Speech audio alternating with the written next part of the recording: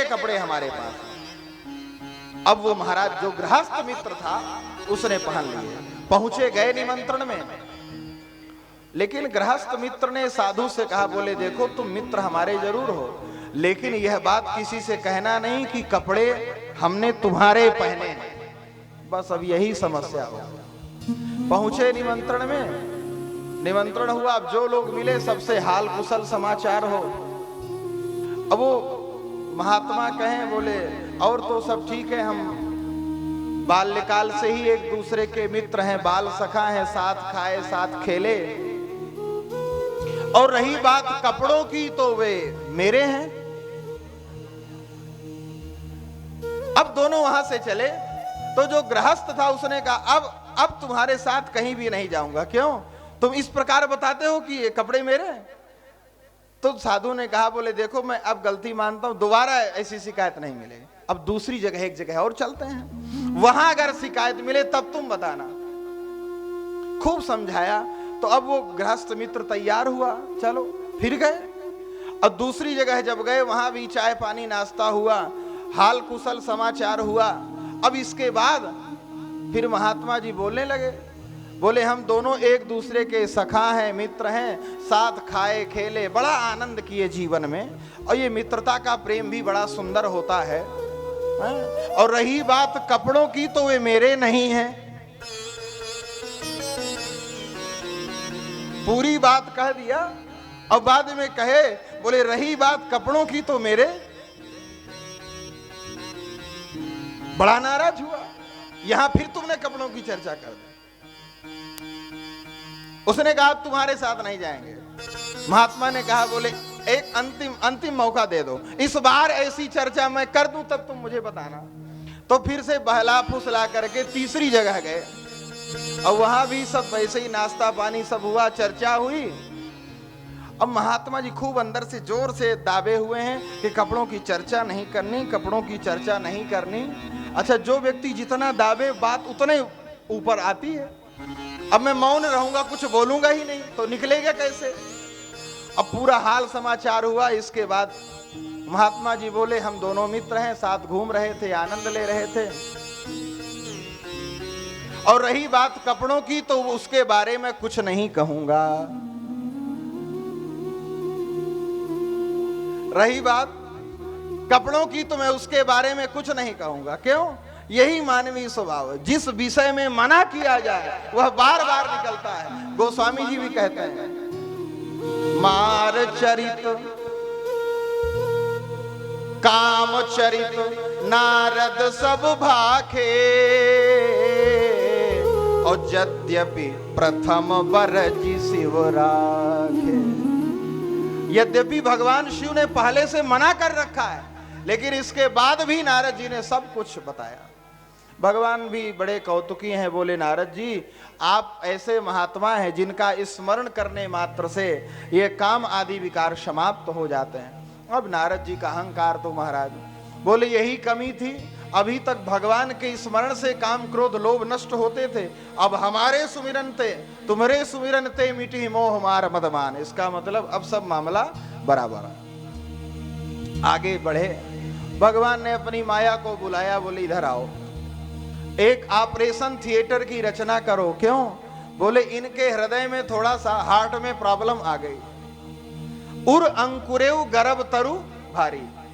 तो महाराज ये आपके निज जन हैं, ये समस्या इतनी बड़ी बनी कैसे? आपकी जिम्मेवारी है, आप पहले संभाल देते, ऑपरेशन की स्थिति क्यों आई?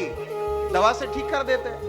भगवान ने कहा, बोले देखो अगर रोग छोटा होता है तो पहले दवा दी जाती है, और जब रोग बड़ा हो जाता है तब फिर ऑपरेशन किया जाता है। डॉक्टर जैसे फोड़ा छोटा होता है फुंसी तो टैबलेट देता है, दब जाए तो ठीक है, अगर नहीं दबे तब फिर बाद में ऑपरेशन। तो भगवान कहते हैं शंकर जी के द्वारा हमने नारद जी को दवा दिलाई थी, लेकिन वह दवा काम नहीं की, इसलिए अब इनका ऑपरेशन करना पड़ेगा। अब महाराज माया गई, उसने 100 योजन का लंबा चौड़ा नगर बनाया, जिसके राजा का नाम है शील निधि, उसकी कन्या का नाम है विश्व मोहनी। नारद जी पहुंचे हैं, उसने स्वागत किया राजा शील निधि ने। महाराज मेरी कन्या के कुछ गुण दोष बताओ। नारद जी ने कहा, बोले इसके गुण दोष क्या बताएं। जो एहि बरई अमर सोई होई, और समर भूमि ते जीत न कोई। जो इसका वर्ण करेगा वह अमर होगा, उसको कोई युद्ध में जीत नहीं पाएगा। अब नारद जी ने यह सोचा, एक तो अर्थ यह है कि इसका वर्ण वह करेगा जिसमें ये गुण होंगे, अमर होगा, जो वीर होगा, कोई जीत नहीं पाएगा उसको, ऐसा अजेय होगा। लेकिन नारद जी ने इसका अर्थ यह किया कि यदि इसका वर्ण हम कर लेंगे, इसको स्वीकार कर लेंगे, तो ये सारे गुण हमारे अंदर आ जाएंगे। जो एहि बरई अमर सोई होई, समर भूमि तेहि जीत न कोई। और जितने गुण थे वे अंदर छुपा लिए, कुछ बना बना करके दो चार कह दिया। अब तो महाराज पूरी हालत खराब है। नारद जी विचार करते हैं, हे विधि मिलई कवन विधि बाला। गुण दोष बता करके बाहर आए। अब मन में विचार आया, किस प्रकार से इस कन्या से हमारा विवाह होगा। जप तप कछु न होई तेहि काला, हे विधि मिलई कवन विधि बाला। भगवान से प्रार्थना किया, भगवान प्रकट हुए। भगवान ने पूछा, बोले क्या चाहिए। नारद जी ने कहा, बोले प्रभु आपन रूप देहु प्रभु मोही, आन भांति नहीं पावऊं ओही। आप अपना रूप दें, नहीं तो मैं उसको पाऊंगा नहीं। भगवान सोचने लगे, चलो इनको हम अपना रूप दें। क्यों, हमारी प्रतिज्ञा है, राम सदा सेवक रुचि राखी, देना पड़ेगा। जब भगवान इस प्रकार विचार कर ही रहे थे, उसी समय नारद जी का स्टेटमेंट बदल गया। नारद जी ने कहा, बोले प्रभु जेहि विधिनाथ होई हित मोरा, करहु सुबेगी दास मैं तो। हे प्रभु, जिस प्रकार मेरा हित हो आप वह करिए। भगवान ने कहा, बोले हम इसी के तो इंतजार में थे। नारद जी आप हित की बात कह रहे हो। जेहि विधि होई है परम हित, नारद सुनहु तुम्हार, सोई हम करब न आन कछु बचन न मृषा हमार। और महाराज नारद जी को भगवान ने बंदर बना दिया। गए सभा में, लेकिन और सब नारद जी को बंदर के रूप में नहीं देख रहे। सिर्फ 3 लोग इस रहस्य को जानते हैं। एक तो वह विश्वमोहिनी, और दूसरे भगवान शिव के 2 गण, और बाकी सब नारद जान सब ही सिरु नावा। क्यों, भगवान अपने भक्त का कभी उपहास नहीं होने दे। जब नारद जी भगवान के पास से गए तो 2 गण आए भगवान नारायण के पास। बोले प्रभु आपकी माया तो आप ही देख पाओगे, हम तो जान नहीं पाएंगे, कृपा करो हम भी नारद जी के साथ साथ उनके वास्तविक स्वरूप को देखते रहें। भगवान ने कहा, देखो मेरे भक्त का मजाक उड़ाना व्यक्ति को बहुत भारी पड़ता है, और मैं यह अधिकार तुमको नहीं दूंगा। तो गणों ने कहा, बोले महाराज वह तो बात ठीक है, यह आपका और भक्त का प्राइवेट मामला है, लेकिन हम संवाददाता हैं और मीडिया कर्मियों को हर जगह जाने की इजाजत होती है, लाइव टेलीकास्ट कौन करेगा। उन दोनों ने कहा। भगवान ने कहा यह बात भी ठीक है। तब उन दोनों को अधिकार दे दिया।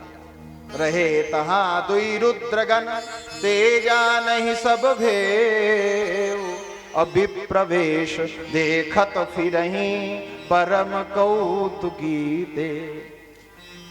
महाराज वो विश्वमोहिनी आई, उसने नारद जी के ऊपर जैसे दृष्टि डाली, मरकट बदन भयंकर देहि, मरकट बदन भयंकर देहि, मरकट बदन भयंकर देहि,